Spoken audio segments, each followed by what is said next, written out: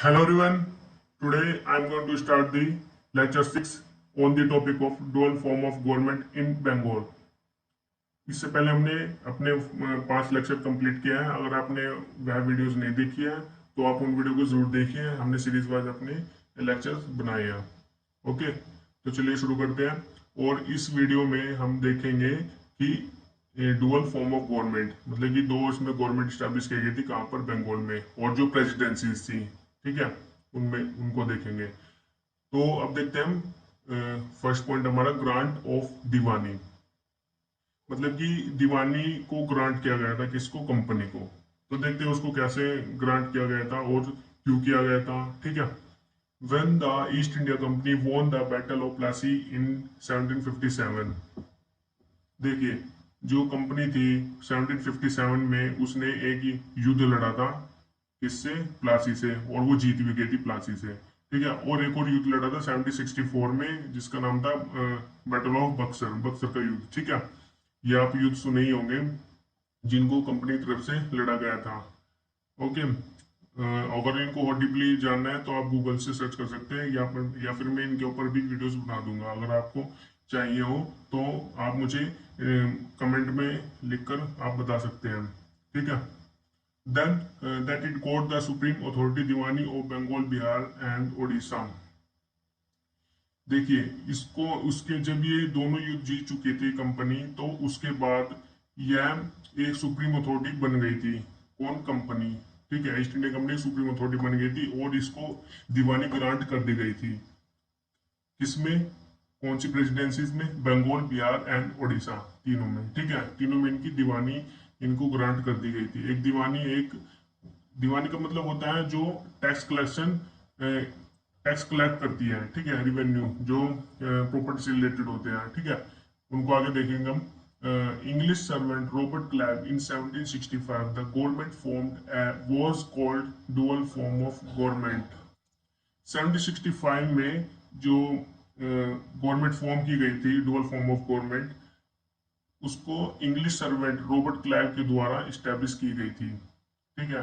1765 में जिसको कहा जाता था डुअल फॉर्म ऑफ गवर्नमेंट।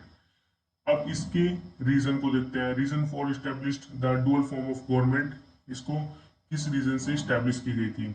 इसके दो रीजन थे। कंपनी को दीवानी राइट्स मिल गए थे, ठीक है। उसके पास पावर आ गई थी दीवानी की कि वो टैक्स कलेक्ट कर सकती है, ठीक है। और सेकंड हमारा नवाब ऑफ बंगाल, निजामत, जिसको बोलते हैं निजामत, ठीक है। इसको हम आगे डिस्कस करेंगे। इसके पास एडमिनिस्ट्रेशन पावर थी, जिसको जो निजामत थी, नवाब बंगाल था, इसको भी कंपनी के द्वारा अपॉइंट किया गया था। और उसके पास कंपनी के बाद पहले से एडमिनिस्ट्रेशन पावर थी। और जब इसने प्लासी के जीता तो उसके बाद दीवानी राइट पे आ गए, ठीक है। तो इनके पास दो राइट हो गए। ओके, आफ्टर गेनिंग द दीवानी, ये इससे पहले अभी बताया कंपनी और नवाब बंगाल, ठीक है, दोनों आ गए थे ना, तो ये डुअल फॉर्म ऑफ गवर्नमेंट के फॉर्म में इस्टेब्लिश हो गई थी, ठीक है।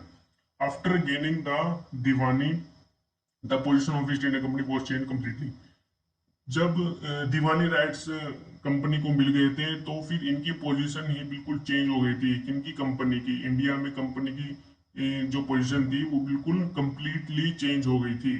इन diwani other than tax collection there used to be some part of justice. देखिए इनके पास दीवानी राइट्स है और इसके अलावा वो जो जस्टिस था, मतलब कि यहाँ पर जस्टिस से रिलेटेड वो अपने मतलब कि केसेस को भी देख सकती थी, ठीक है। इसमें भी कुछ पार्ट था उसका जिसको यूज कर सकती थी कंपनी, ठीक है। यहाँ तक कि उसके पास टैक्स कलेक्शन का तो राइट था ही और वो जस्टिस में भी पार्ट लेती थी, ठीक है। But at that time, East India Company was not able or not in the condition to execute the functions of Diwani. लेकिन कुछ ऐसा समय था इनके पास जो कि ईस्ट इंडिया कंपनी एबल नहीं थी, मतलब कि इनके पास कुछ ऐसी कंडीशन थी जो इनको जो दीवानी के फंक्शंस थे उनको एग्जीक्यूट नहीं कर पा रही थी। इस वजह से इन्होंने that's why they prefer to appoint the native for this purpose to it appointed. इस वजह से इन्होंने कुछ नेटिव्स अपॉइंट किए थे जो इनकी हेल्प करते थे, ठीक है। ईस्ट इंडिया कंपनी की दीवानी जो इनको राइट्स मिले थे इसमें इनकी हेल्प करते थे कौन, नेटिव्स। ठीक है, इनको अपॉइंट किया गया था। अब इनको दो तरह से दो जगह पर अपॉइंट किया गया था, इन बंगाल इन बिहार। ठीक है, बंगाल में देखते हैं हम मोहम्मद रजा खान।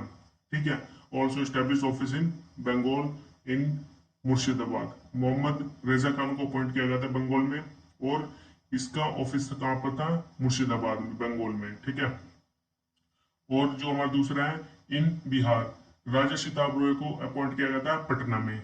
ठीक है, ये दोनों इसी कंपनी के अंडर वर्क करते थे। जो नेटिव्स होते थे, ये नेटिव्स के रूप में ही अपॉइंट होते थे, मतलब कि नेटिव के एरिया होता है जो इन्हीं के एरिया में से अपॉइंट किए जाते थे। ठीक है, तो चलिए आगे चलते हैं हम। So like this the company got his authority over both diwani and nizamat. तो इस वजह से कंपनी के पास दोनों राइट आ गए थे, कौन कौन से, निजामत और दीवानी। ये दोनों अथॉरिटीज किसके पास आ गई थी, कंपनी के। हाउ, ये कैसे आई थी। ठीक है, एट द टाइम द नवाब वो बंगाल वॉज माइनर। जो नवाब था, अभी हमने देखा था कहाँ पर, ये देखिए नवाब हमने कहाँ पर देखा था। नवाब हमने इसको मतलब कि इसको पॉइंट किया था कंपनी ने। ठीक है, इसको आगे भी हम आगे डिस्कस करेंगे। नवाब इसमें नहीं था, वो दूसरे वाले में था। At the time Nawab was of Bengal was minor. जो नवाब था वो उसको अपॉइंट किया गया था बंगाल में, और उसके पास मतलब कि जो ये माइनर था, इस वजह से ये अपनी कंडीशन फुलफिल नहीं कर पा रहा था अच्छे से। That's why he was enable to perform his all the duties. ठीक है, so there Muhammad Reza Khan was given all the powers of Naib Subedar and he was controlling the administration powers of Bengal। तो इसी वजह से मोहम्मद रजा खान को appoint किया गया था इसके रूप में, नायब सूबेदार के रूप में।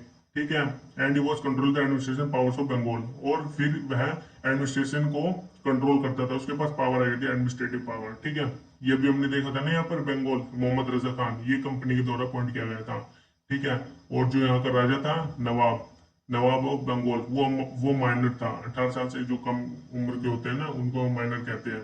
ठीक है, इस वजह से वो अच्छे से अपनी ड्यूटी को परफॉर्म नहीं कर पा रहा था। ठीक है, ये समझ में आ गया। And in this way East India Company became able to put his control over both diwani and nizam. तो इसी वजह से ईस्ट इंडिया कंपनी एबल हो गई थी कंट्रोल करने में, किसको, दीवानी और निजामत को कंट्रोल करने में। ठीक है, the nawab could not remove Mohammad Raza Khan and Raja Shitab Roy from their post. जो नवाब था बंगाल का, तो वो उसके पास पावर नहीं थी इस चीज की, मोहम्मद रजा खान को और जो राजा शिताब राय था उसको, मतलब कि रिमूव कर दे अपने पोस्ट से। उसके पास, नवाब के पास पावर नहीं थी, क्योंकि वो तो एक माइनर था। ठीक है, इस वजह से कंपनी ने इसका फायदा उठाया था, बहुत ज्यादा प्रॉफिट लिया था। For this he was needed to take permission from company. अगर उसको इनको रिमूव भी करना था तो नवाब को परमिशन लेनी होती थी, किससे, कंपनी से। ठीक है, after few days of the working of this dual form of government there were seen certain problems in it। जब dual form of government establish हो गई थी, उसके कुछ दिनों बाद इसमें कुछ प्रॉब्लम्स आ गई थी। प्रॉब्लम तो आई थी क्योंकि इसमें काफी बायसनेस थी, और अच्छे से वर्किंग नहीं, और इसमें अच्छे से वर्किंग नहीं होती। ठीक है, इसमें कंपनी के पास सिर्फ पावर थी, उनके पास थी नहीं। ठीक है, दोनों ही पावर, दोनों में ही, एक तो निजामत में और एक दीवानी में, दोनों में कंपनी के पास पावर थी। इस वजह से इनको अच्छे से इसमें वर्किंग नहीं हो पा रही थी, तो प्रॉब्लम तो इसमें आती ही। इन 1765 Robert Clive introduce this dual form of government. जैसे हमने ऊपर अभी डिस्कस किया था, 1765 में रॉबर्ट क्लाइव ने इसमें इंट्रोड्यूस किया था डुअल फॉर्म ऑफ गवर्नमेंट। ठीक है, the one major defect of this system was that the company wanted to collect more and more tax. इसमें एक सबसे मेजर डिफेक्ट क्या था, कंपनी ज्यादा से ज्यादा टैक्स कलेक्ट कर रही थी। ठीक है, जो सबसे ज्यादा टैक्स कलेक्ट कर रही थी वो कंपनी कर रही थी। और वैसे भी दीवानी की जो, मतलब दीवानी के जो जितने भी मतलब कि दीवानी कोर्ट भी थी, और वो सी के अंडर काम वर्क करती थी कंपनी के। ठीक है, और दीवानी राइट्स भी कंपनी के पास थी। इस वजह से इसने टैक्स को और ज्यादा बढ़ा दिया था। It did not give any importance to other matter of the territory. तो ये किसी और को इम्पोर्टेंस ना देकर ये अपने आप को और ज्यादा मतलब कि पावरफुल इसका प्रॉफिट लेती है, पावरफुल बनाते अपने आप को। ठीक है, it's only was to earn more profit. और ये ज्यादा से ज्यादा प्रॉफिट अर्न करना चाहती थी कंपनी, तो वैसे भी इसीलिए स्टैब्लिश की गई थी ताकि वो ज्यादा से ज्यादा प्रॉफिट ले सके और लोगों का इसमें एक्सप्लोइटेशन भी होता कुछ। ठीक है, the term Diwali was used for the fiscal administration and meant the collection of revenues and customs and administration of justice, civil justice। देखिए, जो दिवाली टर्म है इसको यूज फिजिकल एडमिनिस्ट्रेशन के लिए, और जो कलेक्शन होता है रिवेन्यू कलेक्शन उसको कलेक्ट करने का इसका वर्क होता है। ठीक है, under the administration of civil justice. Okay, clear. तो चलिए आगे चलते हैं। प्रॉब्लम अरोज, इसमें कुछ प्रॉब्लम आ गई थी। इसमें जो डुअल फॉर्म ऑफ गवर्नमेंट थी इसमें कुछ प्रॉब्लम्स थी, उनको प्रॉब्लम्स को अब हम देखते हैं। Public welfare was totally ignored and everyone tried to explore the situation to his best advantage. इसमें पब्लिक का कोई वेलफेयर नहीं था, इसमें टोटली इग्नोर किया गया था पब्लिक के वेलफेयर को, और एवरीवन जितने भी पीपल्स थे उनको एक्सप्लोइट किया जा रहा था। ठीक है, और जो कंपनी थी वो अपने आप को एडवांटेज मतलब कि अपने आप को और भी ज्यादा अच्छे से वर्किंग करे और लोगों को और भी ज्यादा ताकि टैक्स ले सके, वो अपने आप को लाभ पहुंचा रही थी और लोगों को क्या नुकसान। The second reason was that the company had power but not obligation. देखिए, दूसरा रीजन ये था कि कंपनी के पास सबसे ज्यादा पावर थी और इसके ऊपर कोई ऑब्लिगेशन नहीं थी। ठीक है, ये सबसे ज्यादा वेरी डेंजरस दिस लॉज। ठीक है, बिकॉज इसमें कंपनी के पास ही पावर थी और किसी के पास थी नहीं, तो इसमें कोई अपनी आवाज भी नहीं उठा सकता था कंपनी के अगेंस्ट। ठीक है, the Indian officials had no effective power to enforce their decision, not could they dare to take action against English servants of company। जो इंडियन ऑफिशियल्स है जिनको ऑफिशियल्स ने अपॉइंट किया गया था अपनी पोस्ट पे, जो इंडियन ऑफिशियल्स थे उनके पास कोई राइट नहीं था कि वो जो इंग्लिश सर्वेंट्स थे उनके अगेंस्ट कोई डिसीजन दे सके या उनके अगेंस्ट कुछ एक्शन ले सके। ठीक है, उनके पास भी कोई इफेक्टिव पावर नहीं थी। Corruption and bribery was increasing fastly. जो इसमें डुअल फॉर्म ऑफ गवर्नमेंट में करप्शन और ब्राइबरी बहुत ही ज्यादा और भी ज्यादा इंक्रीज होते जा रहे थे।